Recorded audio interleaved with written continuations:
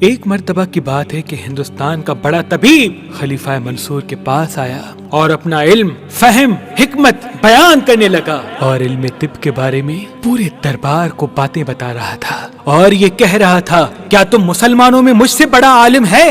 منصور نے سوچا کہ اس طبیب کو کیسے چپ کروایا جائے۔ بالآخر منصور کے تمام وزیروں نے یہ مشورہ دیا کہ اس کو ایک ہی انسان چپ کروا سکتا ہے، وہ ہے نواسائے رسول، امام وقت، امام جعفر صادق علیہ السلام۔ بس تو منصور نے امام کی خدمت میں پیغام بھجوایا کہ آپ آئیں اور اس مشرک کے تکبر کا جواب دیں۔ امام جعفر صادق علیہ السلام جب دربار آ پہنچے تو سب امام کے احترام میں اٹھ کھڑے ہوئے۔ جب اس طبیب نے دیکھا کہ وقت کا بادشاہ اور تمام مشیر امام جعفر صادق کی تعظیم کر رہے ہیں تو وہ امام جعفر صادق علیہ السلام کو دیکھ کے کہنے لگا، اگر آپ بھی مجھ سے کچھ پوچھنا چاہتے ہیں تو پوچھ سکتے ہیں۔ امام جعفر صادق علیہ السلام نے مسکرا کے فرمایا، اے طبیب، میں تم سے کیا پوچھوں، کیونکہ میں تو تم سے زیادہ علم رکھتا ہوں۔ طبیب کہنے لگا، جتنی کتابیں طب کی میں نے پڑھی ہیں، لکھی ہیں، اس زمین پہ شاید ہی کسی نے لکھی ہوں، اور آپ مجھ سے زیادہ جانتے ہیں۔ اچھا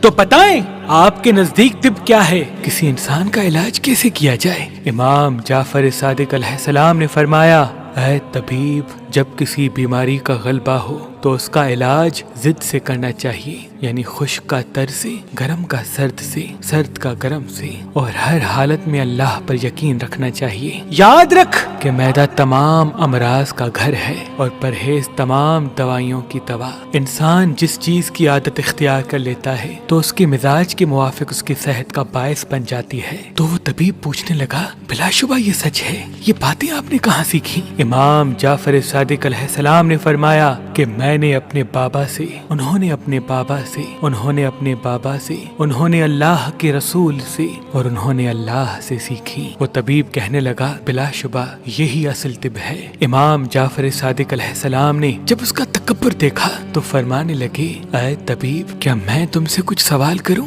وہ طبیب کہنے لگا، ہاں ہاں، کیوں نہیں۔ امام جعفر صادق علیہ السلام نے فرمایا، اے طبیب، آنسوؤں اور رطوبت کا مقام سر میں کیوں ہے؟ سر پر بال کیوں ہوتے ہیں اور پیشانی پہ کیوں نہیں؟ اور انسان کی ناک دونوں آنکھوں کے درمیان کیوں ہے؟ ناک کے سوراخ نیچے کی طرف کیوں ہوتے ہیں؟ ناک کے اندر بال کیوں ہوتے ہیں؟ اور منہ پر دو ہونٹ کس لیے بنائے گئے؟ مردوں کی داڑھی کیوں ہوتی ہے اور عورتوں کی داڑھی کیوں نہیں ہوتی؟ اے طبیب بتا، پیشانی پہ بل کیوں پڑتے ہیں؟ آنکھوں کے اوپر بھویں کیوں ہوتی ہیں؟ آنکھوں پر پلکیں کیوں ہوتی ہیں؟ یہ تمام سوالات سن کے وہ طبیب گھبرانے لگا اور سر جھکا کے کہنے لگا کہ اے نواسائے رسول، ان سوالات کے جواب میرے پاس نہیں اور نہ ہی میں نے کہیں پڑھے ہیں۔ تو امام جعفر صادق علیہ السلام فرمانے لگے، اے طبیب سن، اگر اللہ آنسوؤں اور رطوبت کا مقام سر میں نہ رکھتا تو انسان کا دماغ خشکی کی وجہ سے ٹکڑے ٹکڑے ہو جاتا،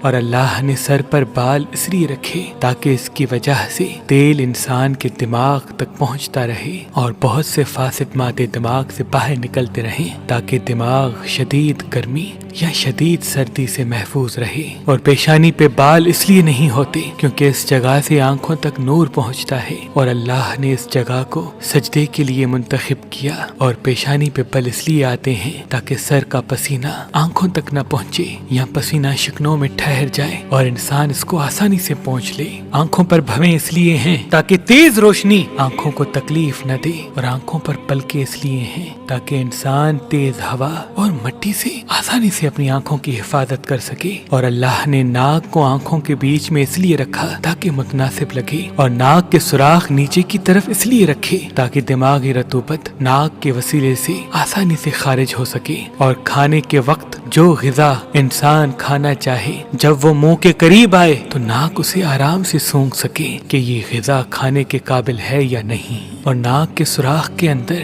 بال اس لیے پیدا کیے تاکہ ہوا میں موجود مٹی फौरन अंदर न जा सके। मुंह पर होंठ अल्लाह ने इसलिए रखे ताकि दिमाग से जो रतूबतें मुंह तक पहुंचे वो रुकी रहें और खाना भी इंसान के इख्तियार में रहे, जब चाहे फेंके जब चाहे निकल ले। और मर्द की दाढ़ी इसलिए होती है ताकि मर्दों और औरतों में तमीज रहे, और औरतों की दाढ़ी इसलिए नहीं होती ताकि औरत का चेहरा साफ हो, पुरकशिश हो और मियाँ और बीवी के दरमियान मोहब्बत बढ़े। ऐ शख्स, अगर औरतों के चेहरे पे दाढ़ी होती तो उनका चेहरा पुरकशिश न रहता और मर्द और औरत के बीच में तमीज करना मुश्किल हो जाता। बस जैसे जैसे इमाम तमाम सवालात के जवाब देते गए, उस तबीब का तकब्बुर खत्म होता गया। बिलाखिर वो आपके कदमों तक आ पहुंचा और दस्ते अदब को जोड़ के अर्ज करने लगा, मैंने आज तक ये तमाम बातें किसी किताब में नहीं पढ़ी। बेशक ये वो इल्म है जो नबियों, इमामों और सादात की मीरास है। वो कदम चूम कर मुसलमान हो गया और पूरा दरबार इमाम जाफर सादिक अलैहिस्सलाम के एहतराम में उठ खड़ा हुआ। सलाम हो